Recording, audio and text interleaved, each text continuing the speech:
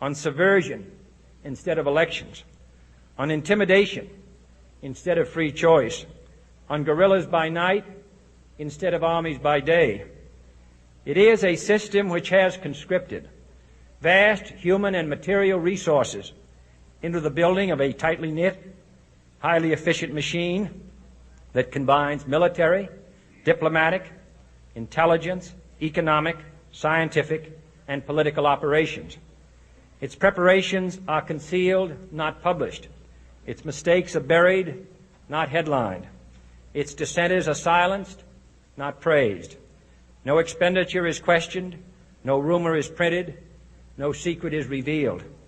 It conducts the Cold War, in short, with a wartime discipline no democracy would ever hope or wish to match. Nevertheless, every democracy recognizes the necessary restraints of national security.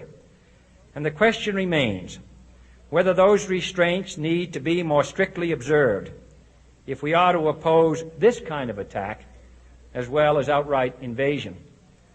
For the facts of the matter are that this nation's foes have openly boasted of acquiring through our newspapers information they would otherwise hire agents to acquire through theft, bribery, or espionage. That details of this nation's covert preparations to counter the enemy's covert operations have been available to every newspaper reader, friend and foe alike.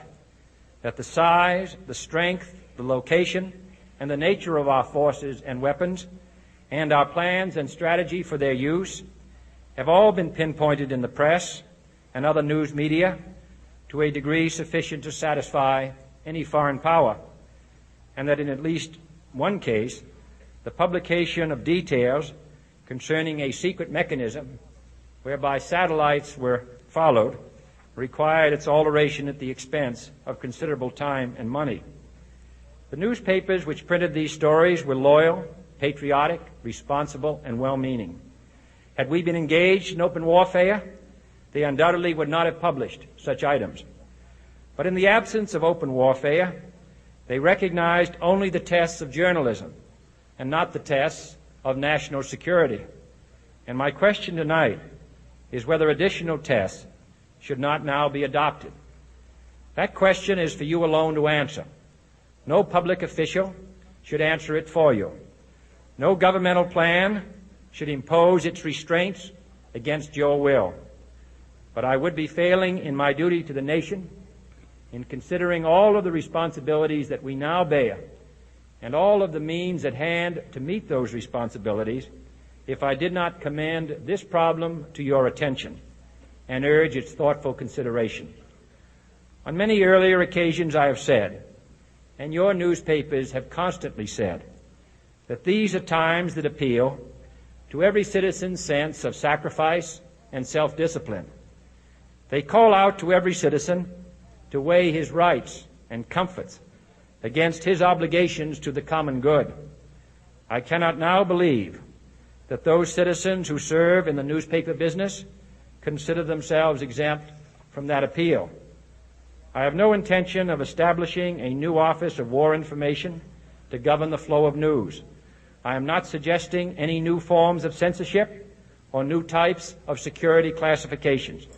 I have no easy answer to the dilemma that I have posed and would not seek to impose it if I had one. But I am asking the members of the newspaper profession and the industry in this country to re-examine their own responsibilities, to consider the degree and the nature of the present danger, and to heed the duty of self-restraint which that danger imposes upon us all.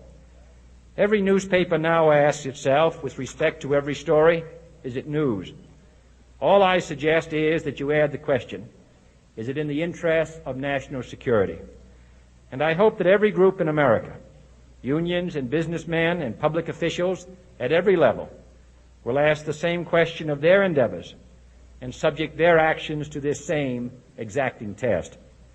And should the press of America consider and recommend the voluntary assumption of specific new steps or machinery, I can assure you that we will cooperate wholeheartedly with those recommendations.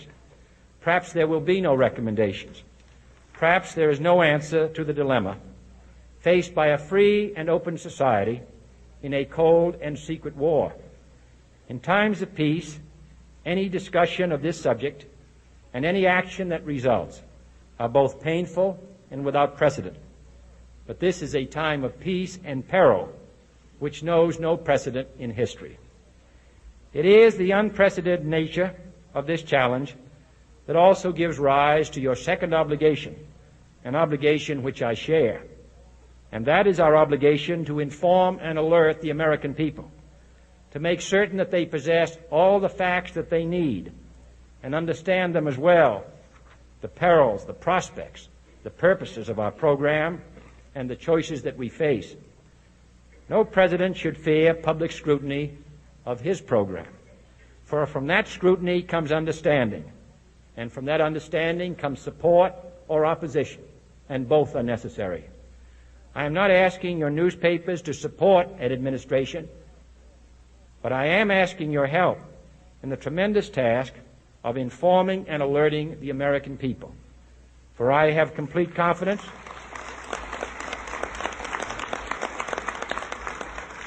in the response and dedication of our citizens whenever they are fully informed. I not only could not stifle controversy among your readers, I welcome it. This administration intends to be candid about its errors, for as a wise man once said, an error doesn't become a mistake until you refuse to correct it. We intend to accept full responsibility for our errors, and we expect you to point them out when we miss them. Without debate, without criticism, no administration and no country can succeed, and no republic can survive. That is why the Athenian lawmaker Solon decreed it a crime for any citizen to shrink from controversy. And that is why our press was protected by the First Amendment, the only business in America specifically protected by the Constitution, not primarily to amuse and entertain, not to emphasize the trivial and the sentimental, not to simply give the public what it wants, but to inform, to arouse, to reflect, to state our dangers and our opportunities, to indicate our crises and our choices, to lead, mold, educate, and sometimes even anger public opinion. This means greater coverage and analysis of international news, for it is no longer far away and foreign, but close at hand and local. It means greater attention to improved understanding of the news, as well as improved transmission. And it means, finally, that government at all levels must meet its obligation to provide you with the fullest possible information outside the narrowest limits of national security, and we intend to do it. It was early in the 17th century that Francis Bacon remarked on three recent inventions already transforming the world: the compass, gunpowder, and the printing press. Now the links between the nations, first forged by the compass, have made us all citizens of the world, the hopes and threats of one becoming the hopes and threats of us all. In that one world's effort to live together, the evolution of gunpowder to its ultimate limit has warned mankind of the terrible consequences of failure. And so it is to the printing press, to the recorder of man's deeds, the keeper of his conscience, the courier of his news, that we look for strength and assistance, confident that with your help, man will be what he was born to be, free and